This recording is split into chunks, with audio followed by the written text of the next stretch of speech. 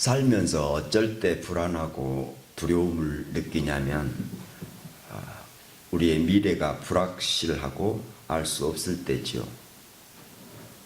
또 누군가가 나를 미워하고 해코지하지 않을까 생각될 때지요. 또한 세상에 나밖에 없구나 하는 고독감입니다. 그런데 사람이 누구에게 자기가 사랑받고 산다는 것을 알면 불안이나 공포나 두려움은 없어지고 안심하고 살게 되죠.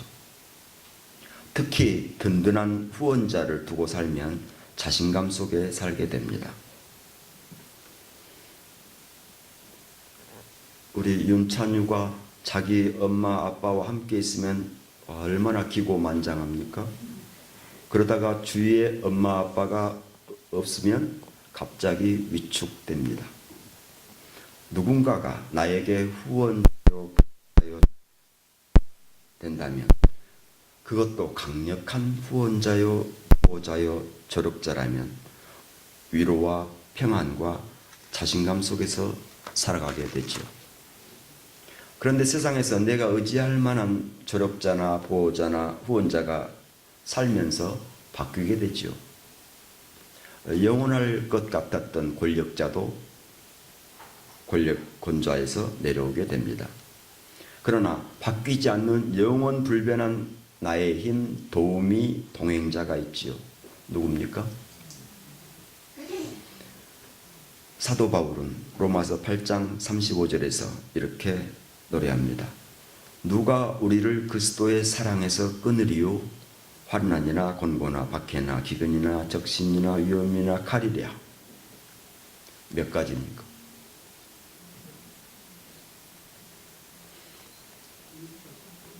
설마 물어볼라디 하고 안 쉬었죠? 7가지. 왜 7가지냐면 이 사도 바울이 7가지를 굳이 언급한 것은 7은 완전수입니다. 그 어떤 완전한 위협이라도 그런 말이죠. 살면서 누가 나를 사랑하고 있다고 생각되면 우리는 두려움이 없어집니다. 그것도 세상을 지으신 이가 나를 사랑한다는 확신 안에 거하면 더 이상 우리는 두려울 것이 없습니다. 사도 바울이 이처럼 7가지를 언급한 것은 이 완전한 위협이라도 환난이나 곤고, 박해, 기근, 적신, 위험, 칼이랴. 여러분 이 시간 우리 주님과 동행하시기를 추천드립니다. 동행자의 승리의 계가를 듣게 됩니다. 로마서 8장 37절이죠. 그러나 이 모든 일에 우리를 사랑하시는 이로 말미암아 우리가 넉넉히 이기느니라. 이때는 자다가도 아멘 해야 됩니다. 우리와 동행하시는 동행자의 승리의 계가를 듣게 됩니다. 이 모든 일에 우리를 사랑하시는 이로 말미암아 우리가 넉넉히 이기느니라.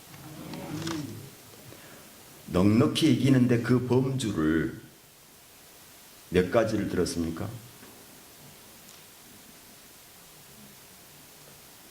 또 쉬어봐야 되거든요. 그 범주를 10계명에서 따온 10가지를 넣어놓습니다.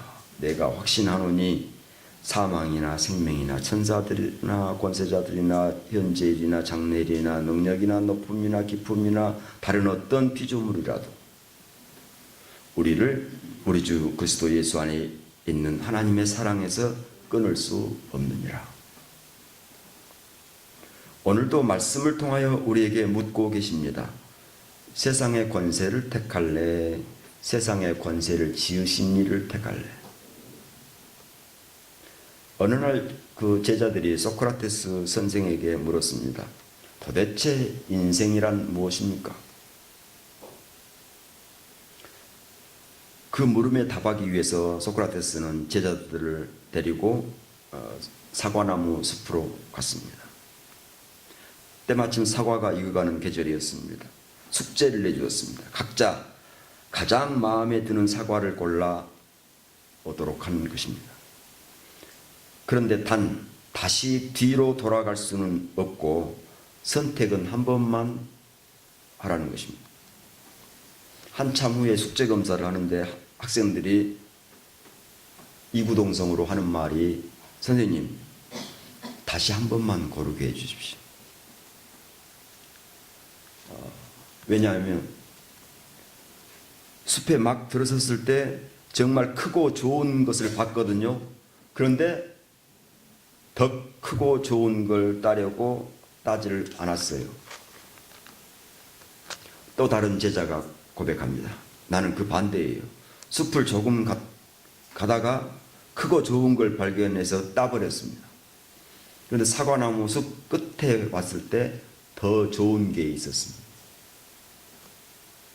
그 이야기를 들은 소크라테스 선생님 하는 말입니다. 그게 바로 인생이다.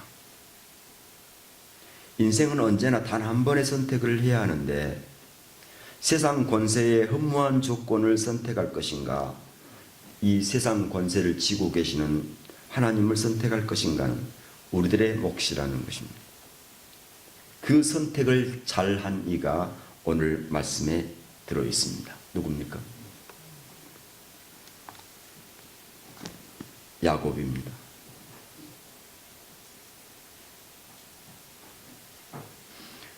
세상 권세를 더 중시하고 하나님의 권세를 무시했던 형 에서의 위협을 피해서 하란에 있는 외갓집으로 피신길에 오른 야곱에게 뜻밖의 지원군, 동행자가 있었으니 곧 하나님이셨습니다.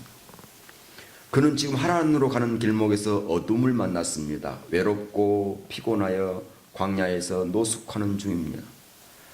형의 분노가 그치면 곧 돌아오리란 그 집으로 떠난 길이었지만 불안한 행보 속에 염려와 불안 가운데 잠이 든 것입니다.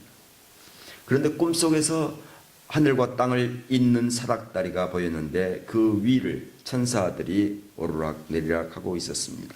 그때 하나님이 야곱에게 놀라운 약속을 주십니다. 그 말씀이 창세기 28장 15절의 말씀입니다. 내가 너와 함께 있어 내가 어디로 가든지 너를 지키며 너를 이끌어 이 땅으로 돌아오게 할지라. 내가 내게 허락한 것을 다 이루기까지 너를 떠나지 아니하리라 하신지라. 성경은 하나님의 약속이라니까요. 하나님의 약속이어서 옛 약속을 구약이라 하고 새로운 약속을 신약이라고. 이 약속을 지키는 사람들은 지금까지 흥해왔고 이 약속을 믿지 않는 사람들은 망해왔습니다. 그것이 인류의 역사입니다.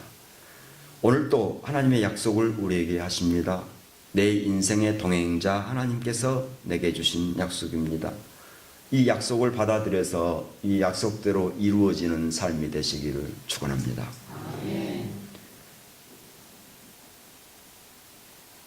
하나님께서 인간의 소통을 위해서 말을 창조하셨습니다. 그런데 이 말의 효능은 말로 저주하면 저주가 전달되고 말로 축복하면 축복이 전달되도록 했습니다. 어떤 중년의 남성이 만성 우울증에 시달리고 있었습니다. 그는 자수성가한 큰 기업가가 된 아버지로부터 늘 이런 말을 듣고 자랐습니다.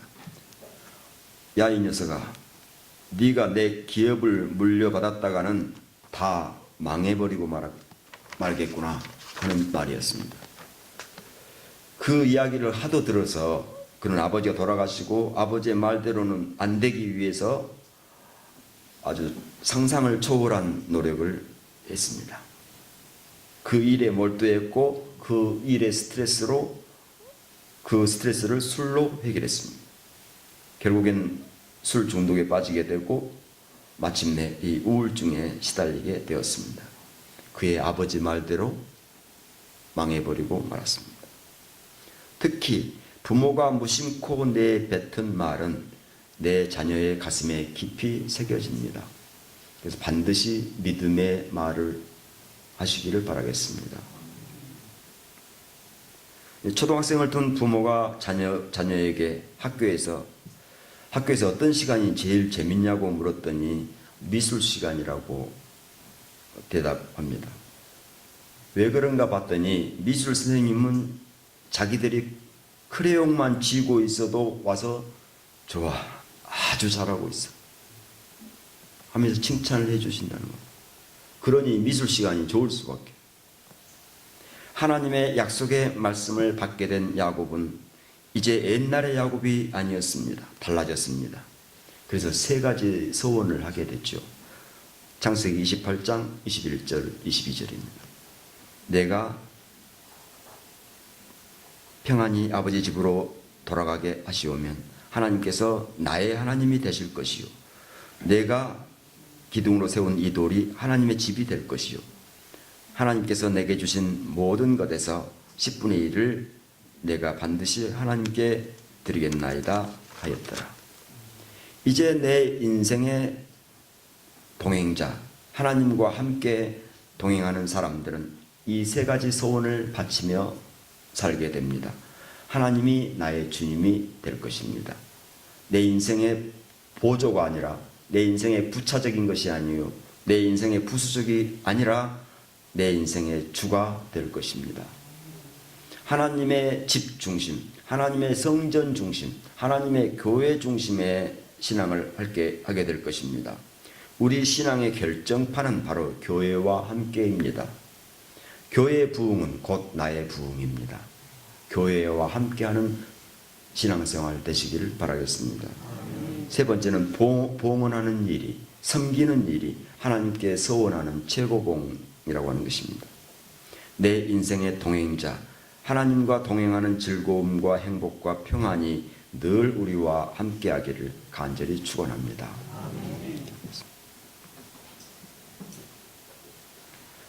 내 인생의 동행자 되시는 하나님, 은혜와 사랑을 진실로 감사합니다. 하나님과 동행하는 동안 주님의 한없는 위로와 평안이 함께해 주옵소서.